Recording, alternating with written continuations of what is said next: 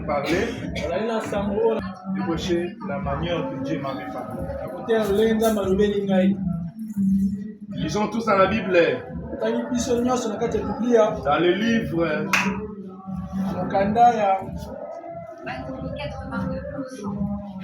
livre de Actes chapitre 2 verset 14. Chapitre 2 verset 14. Lisons au nom du Seigneur Jésus. Lisons au nom du Seigneur Jésus. Alors Pierre se présenta avec les 11 et levant la voix et leur parla en ces termes. Hommes et frères, juifs, et vous tous qui séjournez à Jérusalem, sachez ceci et prêtez l'oreille à mes paroles. Ces gens ne sont pas ivres, comme vous le supposez, car c'est la 3e heure du jour. Mais c'est ici ce qui a été dit par le prophète Joël. Dans les derniers jours, je répandrai de mon esprit sur toute chair. Vos fils et vos filles prophétiseront. Vos jeunes gens auront des visions. Et vos veillards auront des songes. Oui, sur mes serviteurs et mes servantes, dans ces jours-là, je répandrai de mon esprit et ils prophétiseront. Je ferai paraître des prodiges en haut dans les cieux, des miracles en bas sur la terre. Le soleil se changera en ténèbres et la lune en sang. Alléluia. Avant l'arrivée du jour du Seigneur.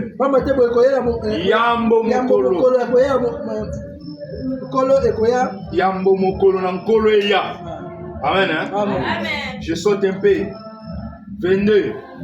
Hommes israélites. Il est bateau. Hommes israélites. Écoutez ces paroles. Jésus de Nazareth, cet homme à qui Dieu a rendu témoignage devant vous par les miracles, les prodiges et les signes qu'il a opéré par lui au milieu de vous. Comme vous le savez vous-même,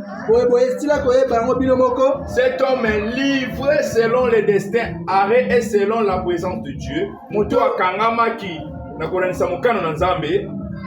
Vous l'avez crucifié. Vous l'avez fait mourir par la main impie, des impies. Amen. Amen. Dieu l'a ressuscité en le délivrant des liens de la mort.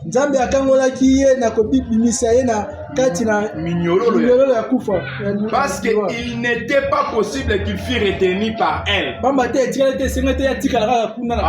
Amen. Je saute un peu. Verset 30. Comme il était prophète et qu'il savait que Dieu l'avait promis avec serment de faire asseoir un de ses descendants sur son trône. C'est la résurrection du Christ qu'il a prévu à la noce. En disant qu'il ne sera pas abandonné dans le séjour des morts.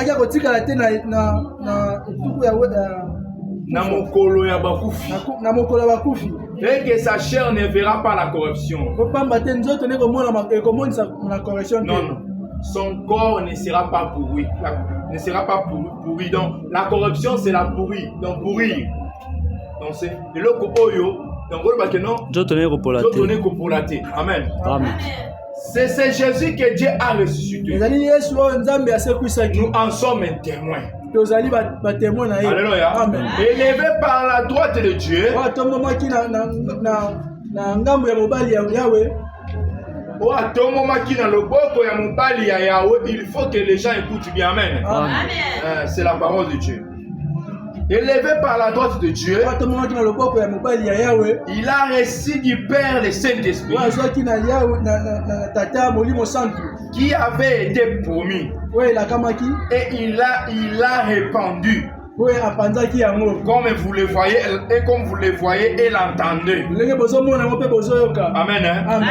Je saute un peu. Verset 38. Pierre leur dit: répentez-vous et que chacun de vous soit baptisé au nom de Jésus-Christ. Comme vous ce matin.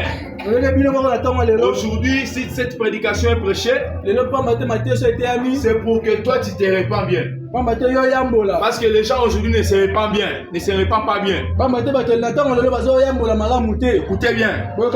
Répentez-vous et que chacun de vous soit baptisé au nom de Jésus-Christ pour le pardon de vos péchés et vous recevrez les dons du Saint-Esprit.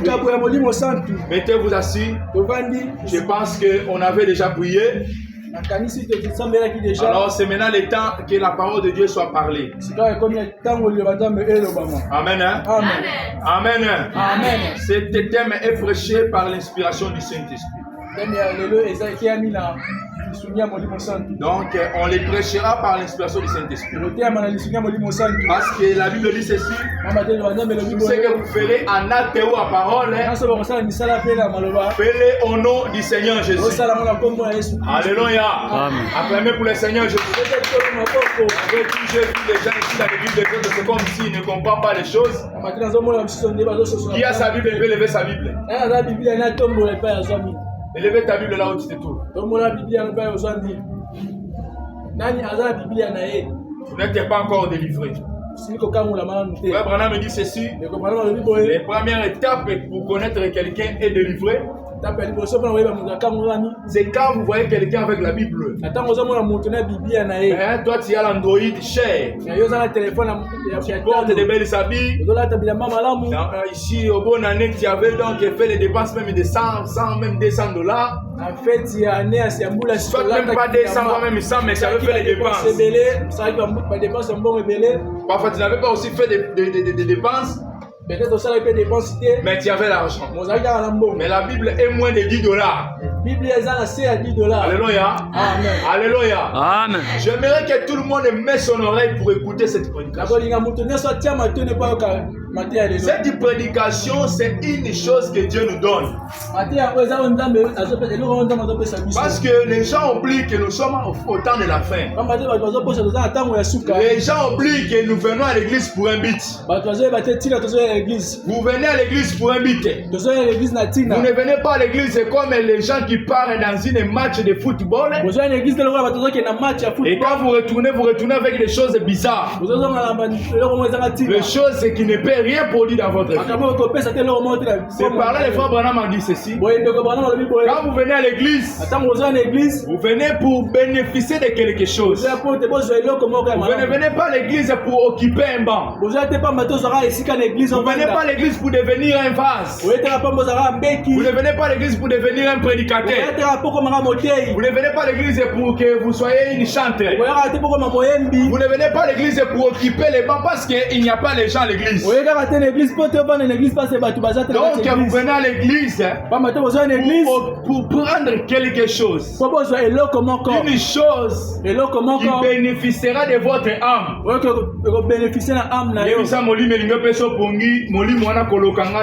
Parce que naebi ke olingo lokangai. Vana malamu na l'église vana abonde. Vana bien. Vana bien. Et pas présent c'est que du olongo na papa. Lata. Vous avez des démons. Que Dieu bénisse. Vous avez des démons. Devant un ministre, tu n'enlèves pas les souliers. Tu ne t'assois pas comme tu t'assois, c'est comment? Mais dans l'église, tu t'assois comme tu es dans un bar. Ici, ce n'est pas les bars. Amen. Je dois avoir la révérence. Que Dieu bénisse. Que Dieu vous bénisse. Acclamez tous pour le Seigneur. Aujourd'hui, les gens ne comprennent pas pourquoi ils partent à l'église. Pasteur, quel thème que tu parles? Frère, comme il commence à la rater. Amen. Amen. Les dons de Dieu promis. C'est un bon interprète. C'est moi qui parle très vite. Moi, si je parle, si tu n'as pas l'oreille, tu ne vas pas écouter. Il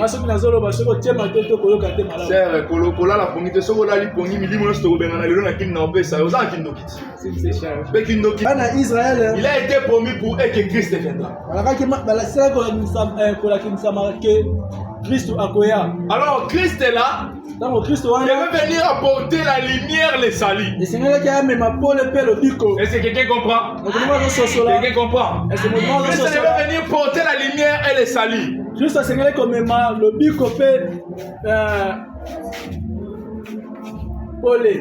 Plusieurs de gens ne comprennent pas pourquoi ils parlent à l'église. Ils s'habillent seulement. Je pars à l'église. Je pars à l'église. Mais au fond de eux, en partant à l'église, ils n'ont pas quelque chose de bon. Ils ne bénéficient pas de quelque chose. Comme c'est ma Juste aujourd'hui, tu manques le Saint-Esprit. Juste aujourd'hui, tu n'enseignes pas tes enfants la voie de Dieu. Juste aujourd'hui, tu ne montres pas les enfants la voie que tu dois suivre. Juste aujourd'hui, tu ne comprends rien. Pourquoi?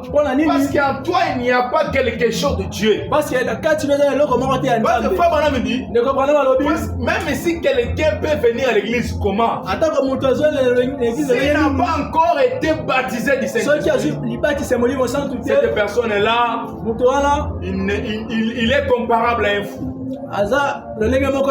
Parce qu'un fou, il peut s'asseoir n'importe où, il peut faire n'importe quoi, mais il ne connaît pas ce qu'il fait. Il est poussé par seulement les intentions. C'est une pensée. Mais les pensées là, c'est une pensée mauvaise parce qu'il y a un esprit en lui. Un esprit mauvais qui lui conduit mal. C'est ce qui s'est fait au temps de la fin. Aujourd'hui, les gens ont les esprits. Les gens partent dans les églises, mais ils ne sont pas délivrés. Alléluia. Amen. Alléluia. Amen. Mes frères et sœurs, je vais vous ajouter une écriture de la Bible. Je pense que c'est dans le livre d'Amos. On va le lire ici, ensemble avec vous. Mes frères et sœurs, Amos a dit ceci. Amos a dit que vers le temps du soir, les gens auront soif. Les gens auront soif et faim. Mais ils manqueront les choses à manger. Ils manqueront de l'eau à boire. Et Branham a décortiqué. Il a dit ceci. Les faim, la soif là, ce n'était pas des choses à manger, mais c'était la soif et la faim des choses de Dieu. La faim, la soif d'écouter la parole de Dieu. Alléluia. Est-ce que quelqu'un me comprend? Je peux dire amen là où se trouve. L'église va faire sa prophétie. Pas besoin de prophétie, mais prophétie, on comprend en mot. Amen. Quand une église n'est pas assise dans la parole de Dieu, quand une église n'est pas assise dans la parole de Dieu, cette église-là, c'est un rassemblement des gens de deuxième pays. Il y a football, il y a deuxième pays, frère. Les gens de Vitaïmana qui se rassemblent mais qui s'ingérient, ils font des choses mauvaises. Tu avais besoin que Dieu fasse quelque chose. La soif là t'a amené à l'église. Mais tu ne connais pas ce que tu es venu chercher à l'église. La mission maintenant du pasteur, c'est vous de vous aider, de connaître ce que tu es venu chercher dans l'église. Quelqu'un peut dire amen. Dans les choses de Dieu, vous devez discerner qu'est-ce que Dieu veut faire. Qu'est-ce que Dieu veut que vous fassiez? Vous êtes venu à l'église. Ce n'est pas mauvais. Mais en venant à l'église, cherchez aussi à connaître pourquoi Dieu vous a amené ici. Dieu vous a amené ici pour prendre, avoir le don. Pour que tu prends les dons. Les dons que je vais parler, ce n'est pas les dons que toi tu t'attends pour commencer à tuntuker. Amen. Amen. Ce n'est pas ça. Ouais, prends aussi les modérateurs. On fait mais comme ça. Ce ne sont pas les prédicateurs et les modérateurs. Pour que tu aies autant la vidéo, mais tu as un pasteur. Tu as une sirène et tu es là. Amen. Amen. C'est ça. Écoutez. Tu viens à l'église. Mais tu ne bénéficies de rien. Tu es toujours la même personne. J'ai écouté. Il faut chaque fois être chrétien pour se faire l'inventaire. Tu étais en 2023. Aujourd'hui tu es en 2024. Est-ce que tu as fait l'inventaire de ta vie? Pour connaître qu'est-ce que tu es. Dieu vous bénisse. Dieu bénisse. Tu es toujours là, c'est que tu es. Ton foyer, tu n'as pas même fait l'inventaire. Tu ne connais pas s'il y a les Saint-Esprit ou pas. Mes frères et sœurs, les dons que je vais parler, c'est les dons qui est le Saint-Esprit. Je ne parle pas des dons de l'Esprit. Parce que vous devez savoir, il y a les dons de l'Esprit et il y a un don qu'on appelle le Saint-Esprit. Alléluia. C'est par là qu'on vient de lire dans Actes chapitre 2, 38. Pierre a dit ceci. Répentez-vous, soyez baptisés et vous recevrez les dons du Saint-Esprit. Si vous regardez là, on a bien écrit don D-O-N.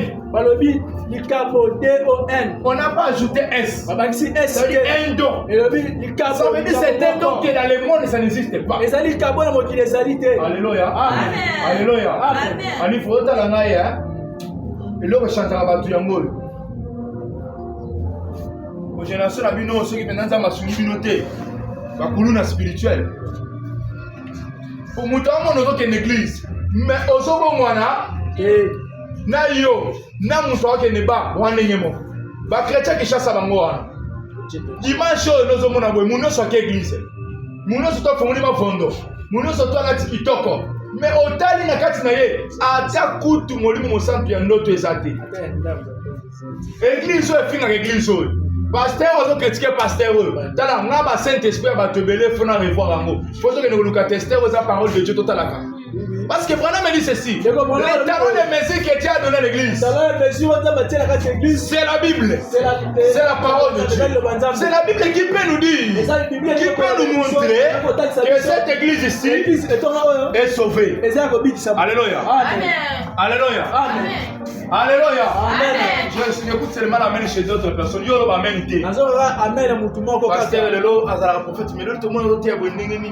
N'est-ce pas un message té. Yo il a appris un message. Oya ka pona beli. Oya ka pona boye. Chou ezali okotika la kaka na sama belé wana. To kanisa ko kufinza ma perdre ni. Azala nzambe. Batu bakufa azala nani? Nzambe. Est-ce que akufa a changé? Yo to les secondes mais kuto ye kuto nzama bigi si asali ngolu. Ozo pema. Le wole koma na mukala. Nage na buka. Te nzamba za muntu azamukala te. Zama bengi opamba te. Tant muso atiraki awa. Ezala na tika no boshi mo wa bana mabi. Dieu peut t'amener à lui connaître. À travers un problème. À travers quelqu'un de ta famille qui était mort. Parfois qui était malade. C'est la sorcellerie. Alors, le babi kindoki. Parce que mon tour dans l'église, c'est un kindoki. C'est une vérité. C'est un pasteur. Depuis naza chrétien devant Dieu na santa pongi kaka mbala moko pemeni un frère na comprendre que les frères avaient la sorcellerie tant au moins bote maté aux importables aux là et ça kindoki ya famille na bino kindoki ba pesa kiyo ndelingi te oyeba makambo na nzambe milimo lokota kina mokili o za nango na kati elingi te ta ba kote biloko yo concerne ko la to chiaye mo biloko moko boy kwa kombo ele kakeka bongo abimaka boninga yake kindokiti komo ko olala na mateya oyo eza ya délivrance oyo ekopesa molimo na Nzambe. Bana malobia ba acte elobaka ebele. Ba acte oyo ozopose na église ya Kongi netalisa biso ke oza na inconscient. Il a pris des choses bonnes pour maintenant aveugler les gens. Oh non, si tu mets la Bible dans le téléphone, tu peux bien lire. Il a pris aussi des choses sales maintenant qui est maintenant des mauvaises influences dans le téléphone. Maintenant, quelqu'un a le temps de lire, de travailler le téléphone, mais il n'a pas le temps de prier. Non, dans la Bible, surtout pas. Vous n'êtes pas délivré. Les actes que tu portes, tu n'es pas délivré. Pour cela, je prêche ces choses pour ta délivrance. 2023, tu étais toujours comme ça. 2024, sans le Saint-Esprit, sans délivrance. Tu t'attends maintenant que tu sois quel chrétien? Un chrétien, voilà me dit, quand quelqu'un croit en Dieu, Dieu met une échelle devant lui. Amen. Il met une échelle devant lui. Il ne veut pas que tu restes dans une même place. Dieu veut que tu commences à monter. Tu montes. Tu montes. Tu montes. Tu montes. Amen. Amen. Dieu met une échelle. Que tu montes. Tu montes. Dieu ne veut pas que même l'église reste dans une même place. Dieu ne veut pas que la vie de quelqu'un reste dans une même place. Même ta vie chrétienne ne peut pas rester dans une même place. Ta vie doit avancer. Alléluia. Alléluia. Ta vie doit avancer. C'est ce que Frère Branham dit ici. Pour que le Seigneur sauve les gens, il leur envoie un don. Donc un homme, pour qu'il sauve son peuple. Mais frères et sœurs, du temps de Moïse, Dieu a envoyé Moïse pour sauver les enfants d'Israël. Avant Moïse, Josué était là. Malgré tous les prophètes ont passé, les Jean-Baptiste sont venus. Jean-Baptiste était venu. Il a prêché. Les gens furent sauvés. Ce n'est pas fini. Jésus est venu. Soyez debout, sœur. Sois debout. Sois debout. Jusqu'à la fin du culte. Amen. Hein? Jean-Baptiste est venu. Sois seulement debout là.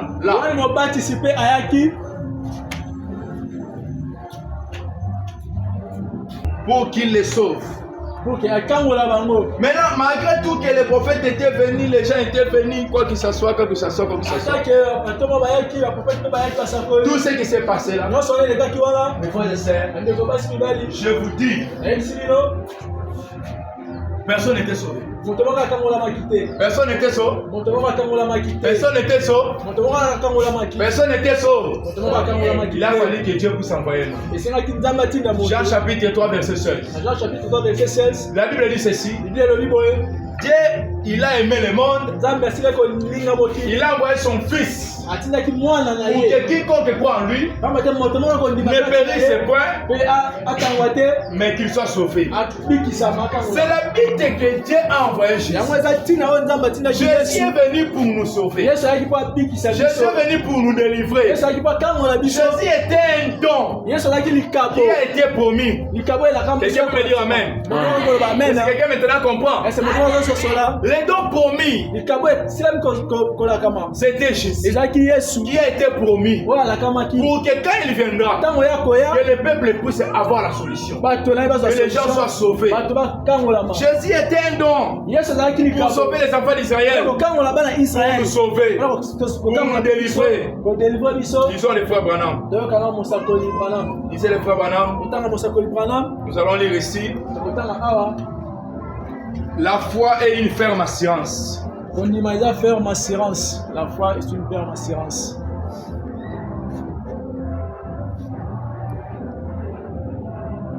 La foi est une ferme assurance. Lisez avec moi. Je le cherche ici. Hein? La foi est une ferme assurance.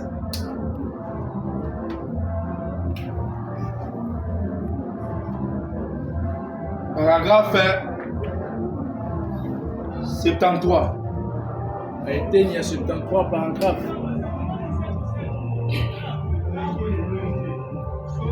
Demain soir, nous voudrons que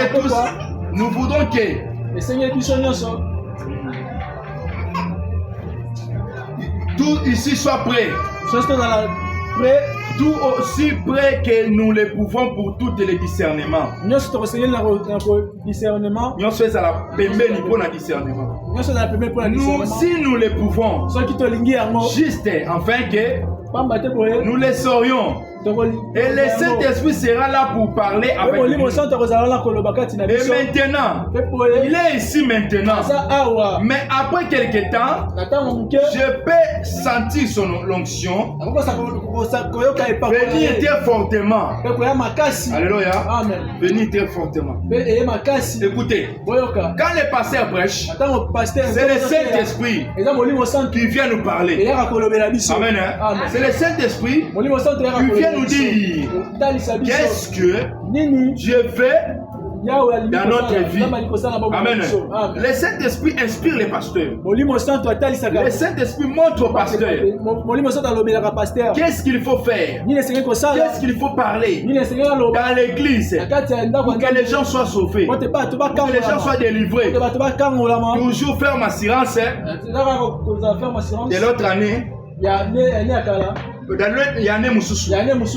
Prêcher toujours en 1947 plutôt. Le 4 avril. Le 4 avril. Paragraphe 73 toujours. Et puis, Jésus vit. Et Jésus, point. Écoutez, Jésus était le don de Dieu. Amen.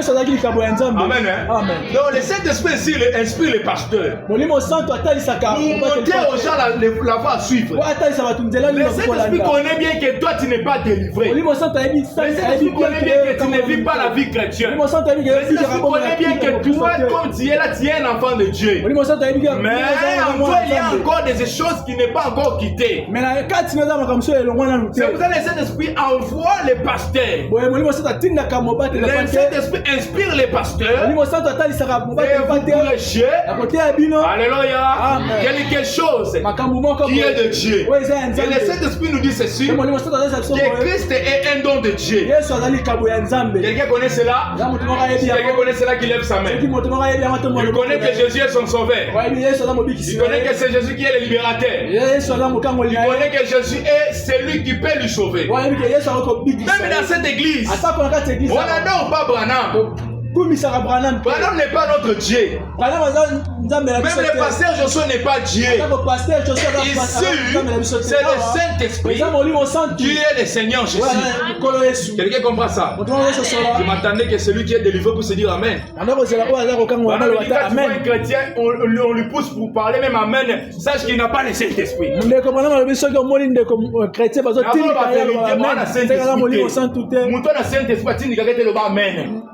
Naza photo signature moza na 2000 je pense ya kala na vanda kiboye kwa mwazo kana ba photo n'église pasteur a télé au moli bosa cher na lobi amen bakangi photo pembe na ngai ikonsi na moto.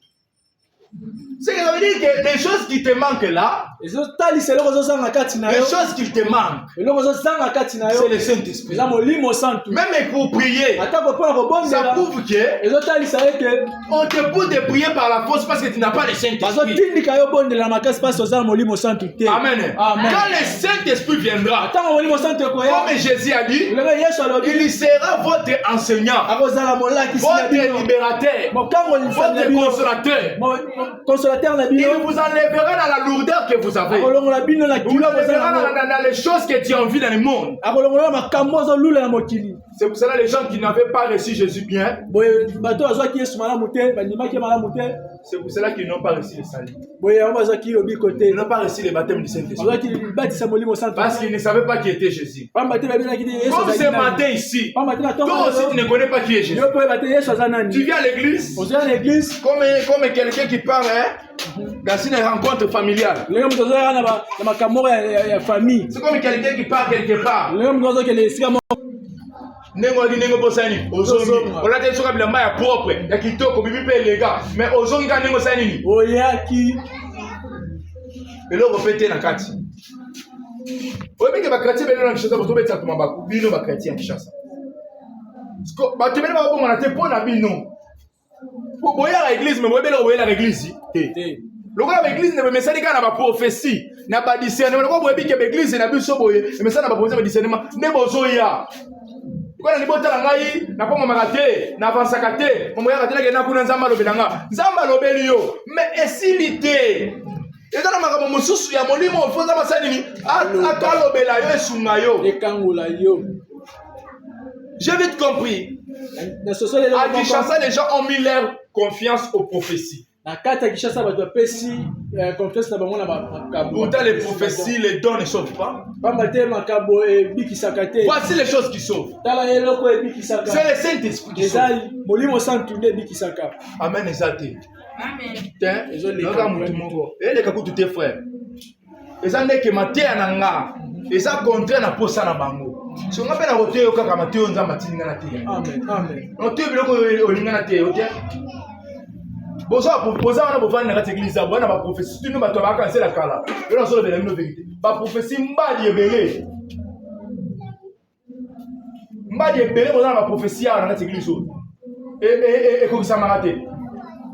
Et comme il a ima Zambe Zamba lobaki Zamba prometa Zamba lobaki Zamba lobaka mais alobela kayo bosa na ka condition pesa kayo kwa ko bisa biloko wa amen.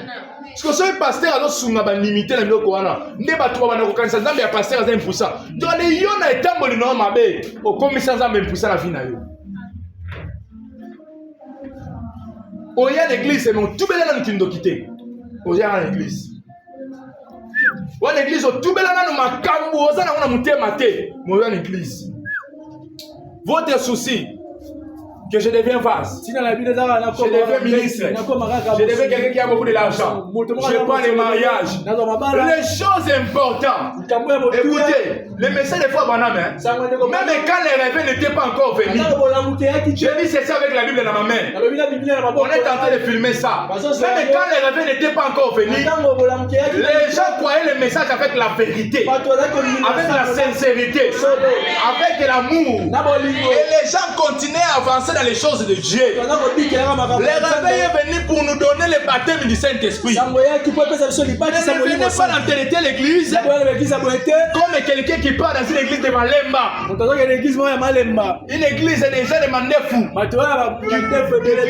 qui fait le confort et qui laisse les Mandefou. Là-bas, les prophéties sont tchangala tchangala. Mais les pasteurs impudiques, les croyants impudiques, tout le monde a rassemblement des sorciers. Et les gens n'ont pas le Saint-Esprit. Les gens là, quand ils mourront, ils auront un enfer. Toi, tu es ici. Ici, dans cette église, le pasteur Josué a sa vision. Parce que Dieu lui avait dit que mes enfants viendront pour être délivrés. Quand tu viens ici, ne mets pas ta foi dans les prophéties. Les prophéties est là, les dons est là, l'onction est là. Mais aujourd'hui, je te dis, ces choses-là n'est pas vraiment la chose essentielle. Quelqu'un peut me dire amen. Quelqu'un peut me dire amen. Ce qui est essentiel, c'est le Saint-Esprit. Vous voyez l'arbre, hein?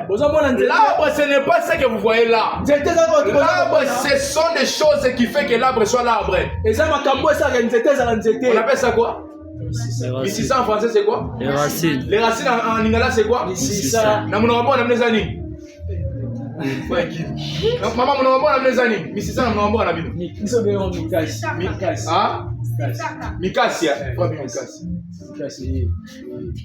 C'est les racines qui donnent même l'arbre la force. C'est les racines qui veulent que l'arbre soit même produit même les fruits. Quand vous coupez les racines, les fruits aussi, l'arbre aussi meurt.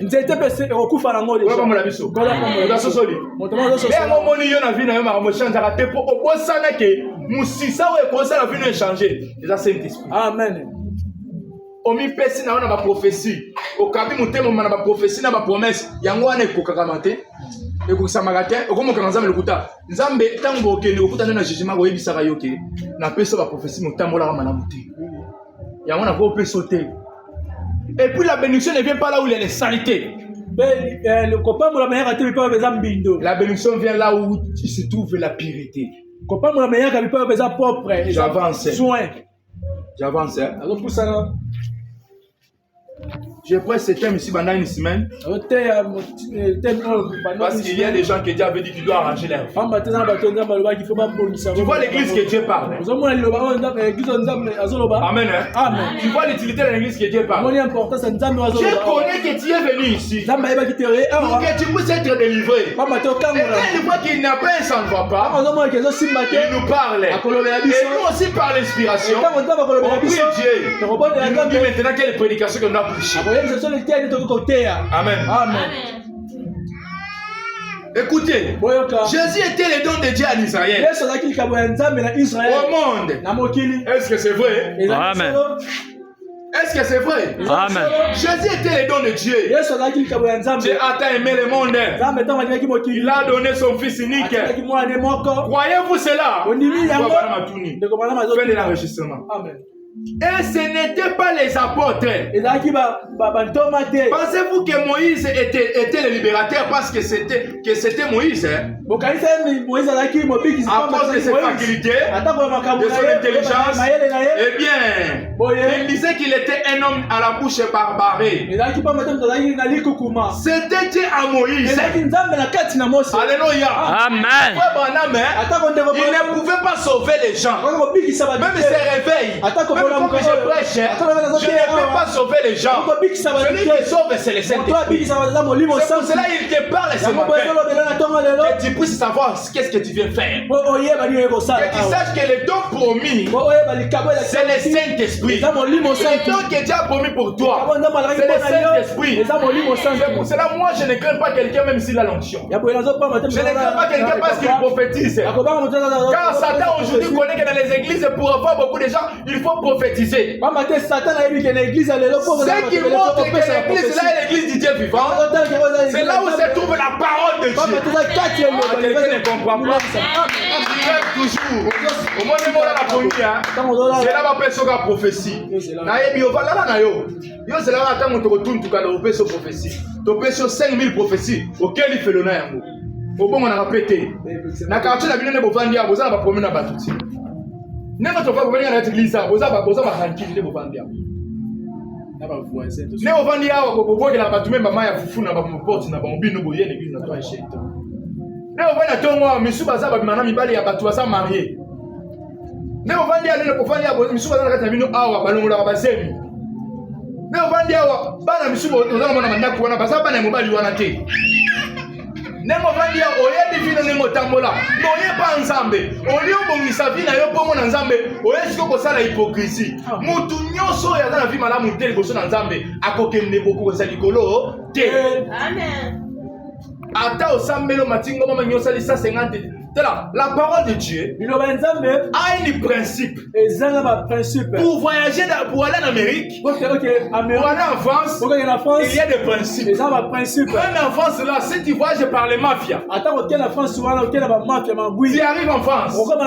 Mais si on t'attrape, si tu n'es pas en ordre, chassé. Alléluia. On va te chasser. Et quand on te chassera, on va prendre ton identité et tes empreintes. Pour dire que tu ne viendras pas dans notre pays. Il y a d'autres pays, si on te chasse, tu ne piétineras pas. Si tu piétines, quelque chose de mal de fait là-bas, ça ne regarde pas encore votre pays. C'est pour ça que tu vois quand on chasse les gens en France, ils ne retournent pas encore en France. Ils partent en Belgique, ils sont dans notre pays. Parce que tu n'avais pas respecté l'ordre de ce pays-là. Si les blancs, si les blancs, si les gens simples, si les humains peuvent mettre l'ordre pour leur pays, qu'en est-il maintenant des choses de Dieu? Alléluia. Alléluia. Qu'en est-il des choses de Dieu? Comment maintenant tu peux être sauvé si tu n'as pas le Saint-Esprit? Boni boni yoko biki sama soki za molimo santu te. On dit ceci. Aujourd'hui les gens prennent Seigneur Jésus-Christ comme sauveur. Un simple sauveur. Mais il ne prend pas Jésus-Christ comme l'air. Il ne prend Jésus-Christ seulement comme sauveur. Mais il ne prend pas comme Seigneur. Le mot sauveur. Le mot sauveur, c'est quelqu'un quand tu es dans les problèmes, tu cries, il vient te sauver. Mais le mot Seigneur, ça veut dire que quelqu'un qui te prend, qui te conduit. Amen. Tant que vous voyez ce que c'est le mot qui s'appamba, c'est que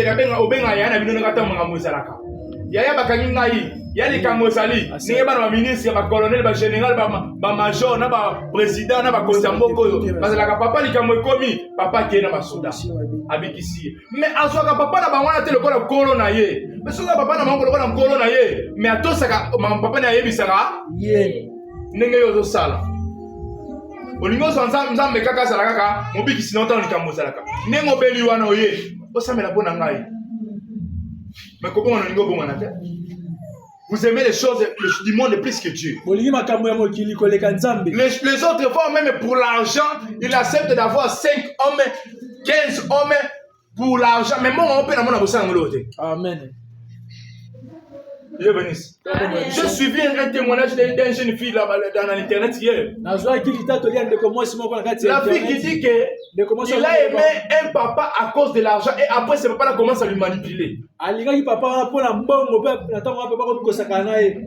Et ce papa là commence à lui dire que tu dois commencer à sortir avec des hommes et venir chez moi. Il y a des cérémonies que je dois commencer à faire pour toi. Et ce papa là commence à lui donner de l'argent. Je te dis ce matin, c'est une inspiration, je répète. C'est une inspiration. Toi, celui qui mange l'argent d'un homme, tu ne connais pas les sources. Un jour, tu les payeras. Qu'il est bénisse. Amen. Le papa là lui dit que si tu couches avec des hommes, ne te lave pas. Viens vite chez moi.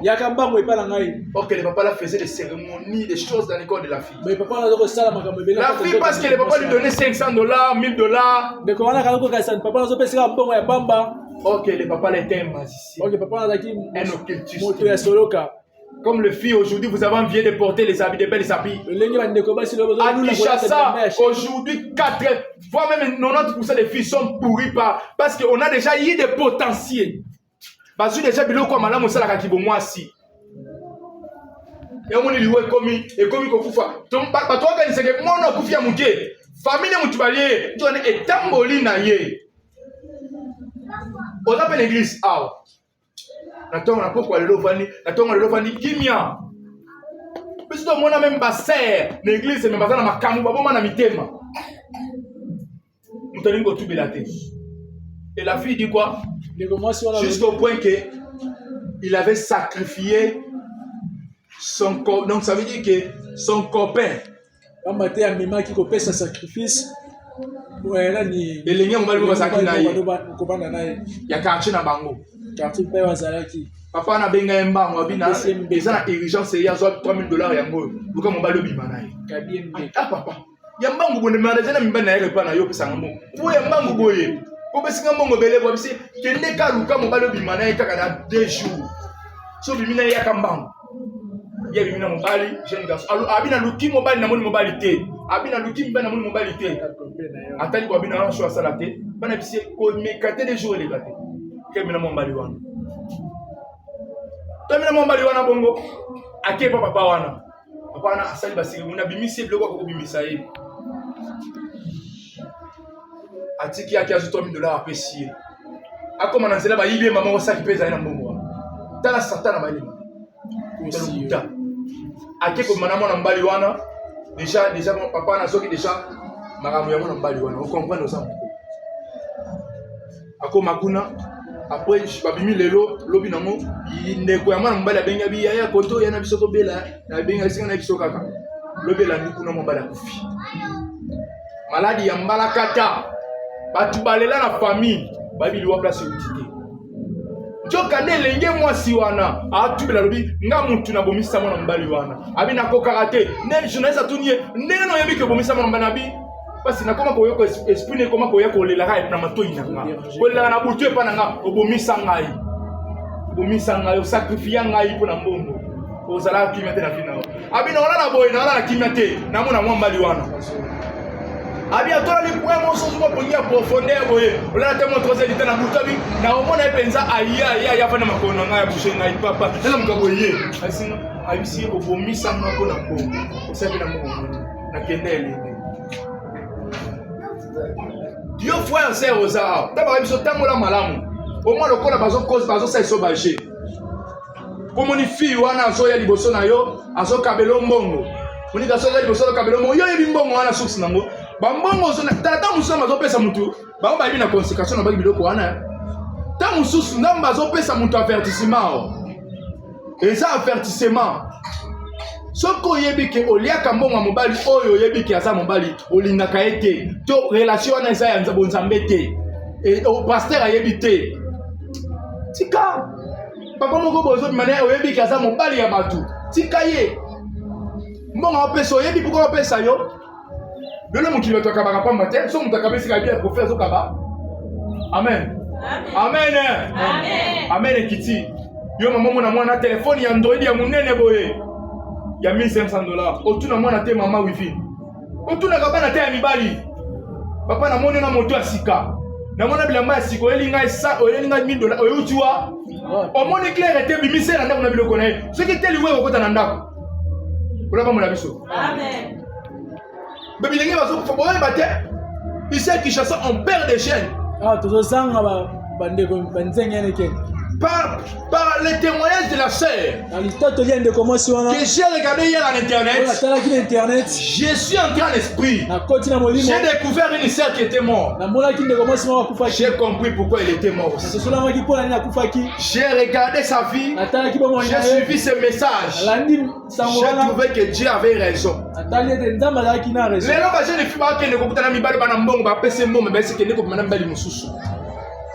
oui, la biso a super mena bango. Amen. Amen. Boyebite bandeko. Yo zawati.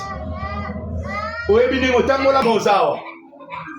Otika bilamba na ya nzoto na hotel to bimina mbalo bisu te mbale aboto ayiba wela mbamu na wonsu te. Otuva normal.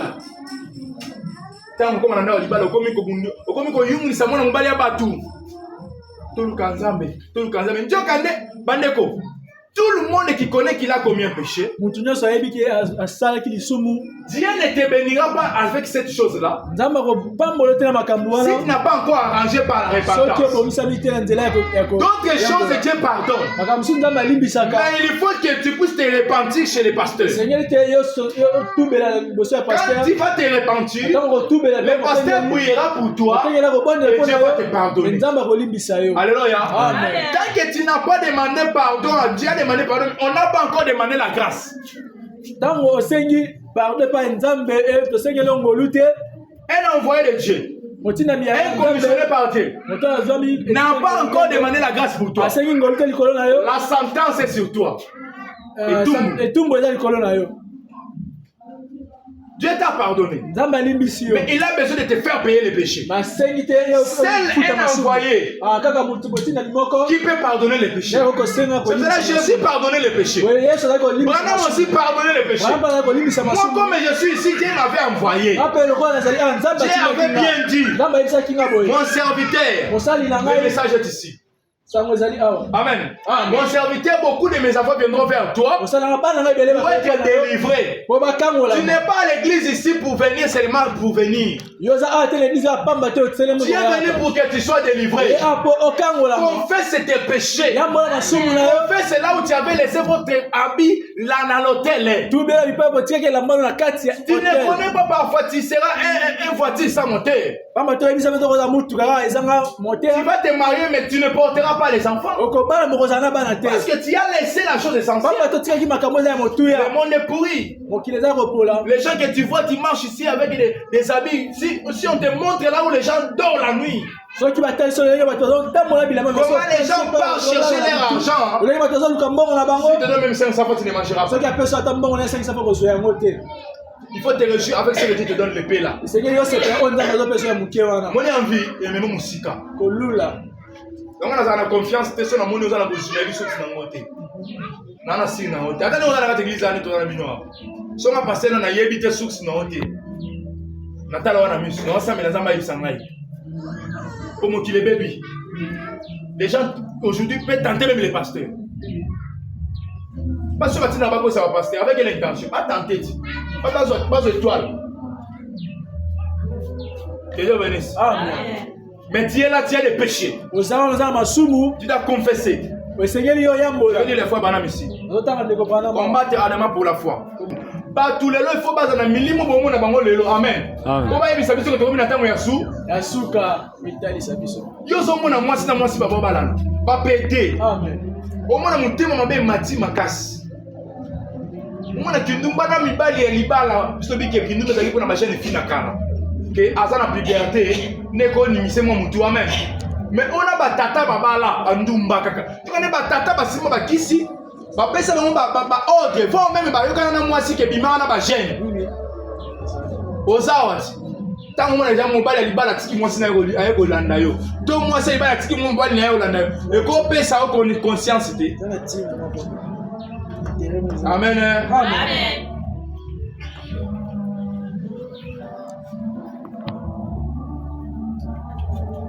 Na yoka ni document wa kana ngabi kolonga na tala internet ni tuyote. Debo na tala Facebook, TikTok, WhatsApp, basola busoba, makamo busoba. Ngana tala kabiloko ba sera implice na fina. La vie qui va ser implice na vie chrétien, ba ser implice na sagesse ya vie. Na si tu wana na tala ngana document lo bi ana de façon o tokota na vie amu. Na voix ya rapport sexuel. Amen. So na ko sacrifier muntu. Abi biloko mbalene za na pouvoir na vie amuntu.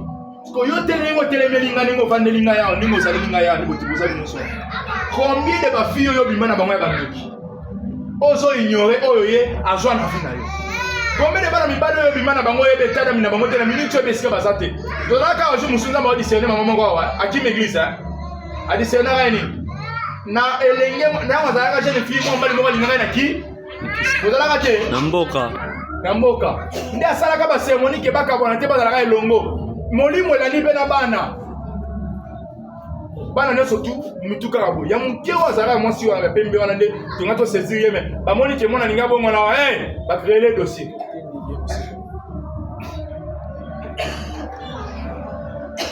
Yebi sanga sio. Sata kota na vie non. Et puis ne on na tongo avant na ye. O confessateur. O compétent on gena confesser nam na obanga te. Ba confesser avec sincérité. Ne on na cette église là. Quand cette prédication va terminer, aie le courage de t'agenouiller, de dire à Dieu Seigneur pardon. Parfois j'ai fait d'autres choses en ignorance. Amen. J'ai fait d'autres choses que je ne connaissais pas. Seigneur pardonne-moi. Aie pitié de moi.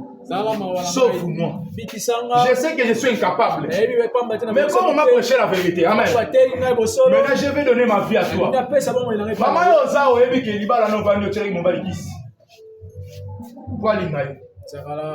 Bloqué. Oyebi ke ndenge ozali awa osimbisa bana na basi bakisi. Obatela mibali. Mais ozaka chrétien. Oza pe l'église. Obele appelle ça mais likonzi na moto. Je me suis obele ya ozikisa. Amen. Amen. Ali konzi na nini? Ya moto ya sakana rate. Disons. Les nations sont dans les esprits du temps de la fin. Aujourd'hui, nous avons les esprits du temps de la fin. Les esprits du temps de la fin, c'est la négligence. Comment on appelle au Pamba? L'esprit du temps de la fin, c'est aller à l'église porter des belles habits, mais tu comprends, mon église est là. Et là, vous savez, l'église, on a mis ça, amen. Amen. Le bon enterre. Nous, nous sommes dans le monde, il y a ma tongi, il y a ma finga, il y a une politesse. À quoi on va à l'église? Ah, quand tu vois, mon temps à l'église, parle de la vérité. Si quelqu'un nous bat, si quelqu'un m'a tout, si quelqu'un boye, à quoi et déranger à Kimi. Mais à ça, t'as Kimi, à toi, hier, t'as Kimi, à toi, ok, nayo. Mais c'est au cas vérité. un jour, quand la vérité aux autres, quand le bananzambe, avant on couvre 5 minutes, le pasteur, je sais que c'est un jugement. Samba alingi boete, alingi boete. Voyez ça qui nous ils ont déjà trop tard.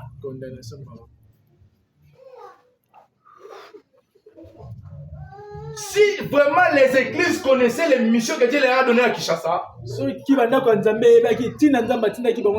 pasteurs connaissaient la mission qui sont appelés les pasteurs, à Kinshasa, on ne devait pas même faire les évangélisations.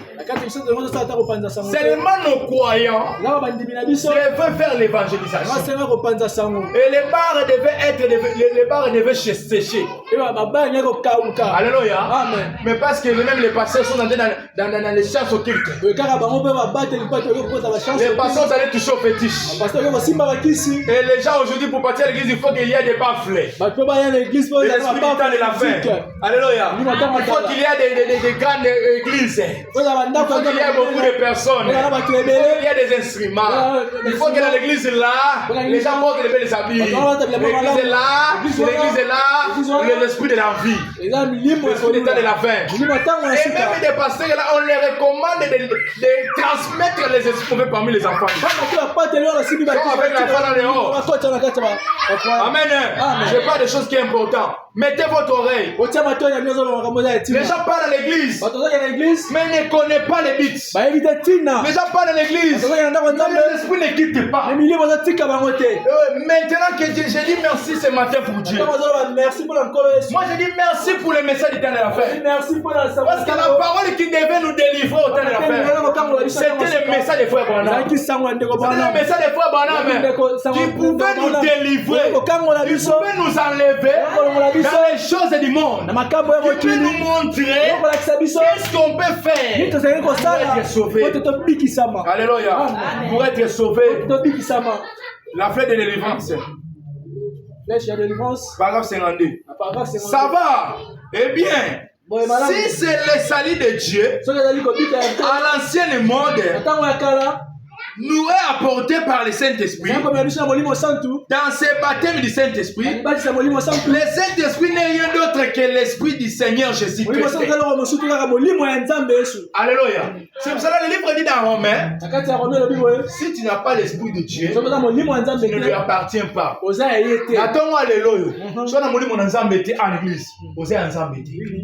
Depuis peu, Amen. C'est pas tant que ça qui ça m'a dit adoration. Parce que la Bible dit les bons adorateurs adoreront le Père en esprit et en vérité. Maintenant, quelqu'un qui adore Dieu en esprit et en vérité, il a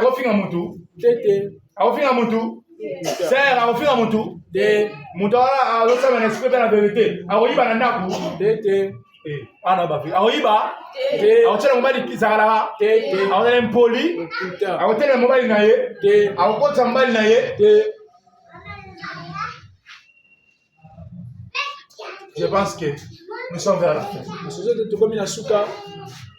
C'est que Dieu devait nous parler ce matin. C'est ceci. Regardez ta vie vis-à-vis de la parole de Dieu. Est-ce que vraiment tu adores Dieu, tu as l'Esprit de Dieu, tu n'as pas le Saint-Esprit. Ton cœur te dit bien, tu n'as pas l'Esprit de Dieu. Quand tu n'as pas le respect vis-à-vis de la parole de Dieu, ça veut dire que c'est un esprit qui te conduit. Je t'invite ce matin de t'agenouiller là où tu es. Premièrement, demander la miséricorde. Seigneur, je suis coupable. Mais tu m'as dit que tu as envoyé ton fils pour que je croie en lui, pour que je ne périsse pas. Soyons debout. À genoux nous tous.